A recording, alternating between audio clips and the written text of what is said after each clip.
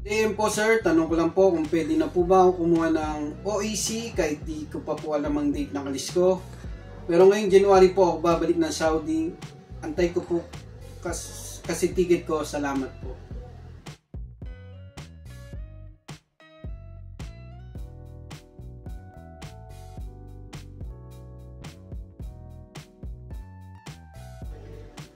Yo, what's up mga kabayan? Welcome back sa aking channel, OFW Nonoy. Una nga po pala, babati po muna ako ng Happy New Year sa mga kabayan natin na nag-celebrate sa abroad. Happy New Year po sa inyo. At syempre, yung mga nandito rin sa Pinas na sa bakasyon, Happy New Year pati po sa mga pamilya nyo. Bali, ang susunod ko pong i-share na video at unang video po ngayong taong 2025, kung paano kumuha ng OEC exemption online ngayong 2025. Wala naman pong nabago mga kabayan, ganun pa rin po, pero para masagot na rin natin yung tanong ni kabayan. Ito, tanong ni kabayan Bongski. Shoutout po sa inyo, sir. Good day po, sir. Tanong ko lang po kung pwede na po ba kumuha ng OEC kahit di ko pa po alam ang date ng alis ko. Pero ngayong January po ako babalik ng Saudi. Antay ko pa kasi yung ticket ko. Salamat po. Ayan, mas maganda po, mayroon na tayong flight ticket pabalik kasi importante po yun. Ilalagay po natin yun sa input your flight date. Pero si kabayan naman, inintay niya lang yung sigurado naman daw siya, nakachat ko siya na mabibigyan siya ng ticket. 60 days naman po yung validity ng OEC natin. I-compute nyo na. Pero pag kukuha po ako ng OEC ko, 2 weeks bago ako bumalik, kumukuha na ako ng OEC. So, okay, simulan na po natin. Yan, punta lang po kayo ng Google. I-type nyo lang po dyan na DMW Online. Tapos sa e-registration, click nyo po yan. Pag nasa dashboard na kayo ng e-registration, click nyo yung let's go, lakayan ko lang. Lagay nyo na yung username nyo. Tapos next nyo. Tapos password naman. Next nyo lang ulit. Last login. I-close nyo lang po itong dialog box na to. Close yan. Tapos saka to, i-close nyo rin yan. Ayan, kahit hindi nyo na i-update yung picture profile nyo dyan at saka yung passport, okay lang po yan. Basta importante na update yung passport sa profile. I-slide nyo sa kanan. Punta kayo sa kanan na yan. I-click nyo naman yung, ayan, lakayan ko lang, balik manggagawa. Ay sinasabi ko, yung passport data is available, yung naka-green. Pag naka-green na yan, okay na po yan. Next nyo na lang. Yan, dito na po sa page ng input your flight date. Ayan. Dito na yung pumapasok yung sa tanong ni kabayan. Bakasyon din siya, nasa Pinas. Pabalik na rin siya ng January. Hinihintay niya na lang yung ticket na bibigay ng amo niya or ng company nila. 60 days naman po yung validity ng OEC natin. So, mas maganda po kung meron na kayong ticket bago kayo mag-generate ng OEC. Pero kung sigurado naman po kayong bibigyan ng amo nyo at ng employer nyo, ayan, i-compute nyo na lang bago mag-abutan ng 60 days. Ako, 2 weeks before bago po ako mag-generate ng OEC ko or kumuha. Ayan, katulad ngayon, 19 balik ko.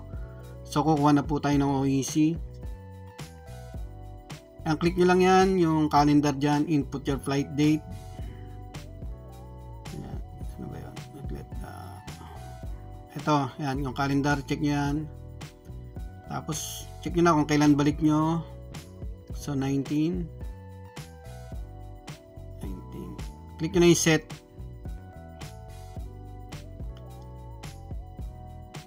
I-slide nyo lang pa kanan. Tapos next ulit. Para sa mga OEC exemptions lang po ito. Ayan, i-registration details, contract details natin. Scroll nyo lang pababa. Ayan yung mga tanong dyan, yung mga OFW clear. Tapos ito yung baba, yung tanong sa baba.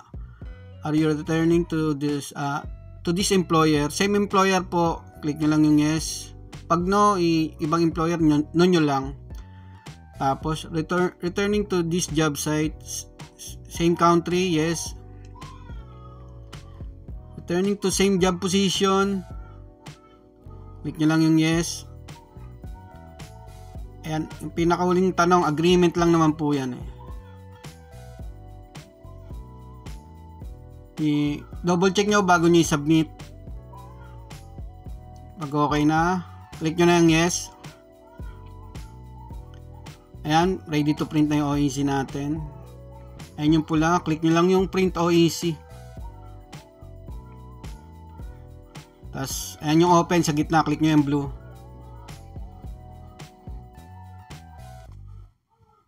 Ayan, may kopya na po tayo nyan. Sa notification, ayan, may copy na po tayo, Google PDF files. Close natin, balik tayo dito. Ayan, click nyo yung tatlong dot. Tapos, pag meron kayong mga PDF apps, mabubuksan na po yan. Ito po yung ginagamit ko, Google Workspace. Ayan na po yung natin, OEC natin. Check nyo rin kung tama. Tapos, pwede nyo rin download yan. Click yung tatlong dot, download. Nasa folder files na po natin yan. I-minimize lang natin to. Punta tayo ng folder files. Ayan, file. Tapos nasa download folder po siya mga kabayan. Ayan. Ayan na yun, PDF files. Buksan nyo lang yan. 2 copy po kasi yan na download ulit. Open nyo lang yan. Ipaprint nyo po yung OEC nyo mga kabayan para sa yung ticket refund natin. 550 din po yan. Yan, gawin lang po kung paano kumuha ng OEC ngayong 2025. Maraming po salamat. Ayun kabayan, sana nasagot ko yung katanungan nyo. At sa iba pa po nating mga kababayan na may katanungan, message or comment lang po kayo sa aking YouTube channel at Facebook page OFW Nonoy. Mag-iingat po kayo sa mga nang i-scam online, yung mga nag-aalok na gagawa ng OEC nyo na nagpapabayad. Free lang po maggawa ng OEC. Mas maganda magpagawa na po kayo sa mga kakilala nyo at kaibigan or family nyo po. Ayan, meron po tayong mga iba pang OEC at OFW concerns video. Nasa description po ng video yung channel link natin. Maraming po salamat.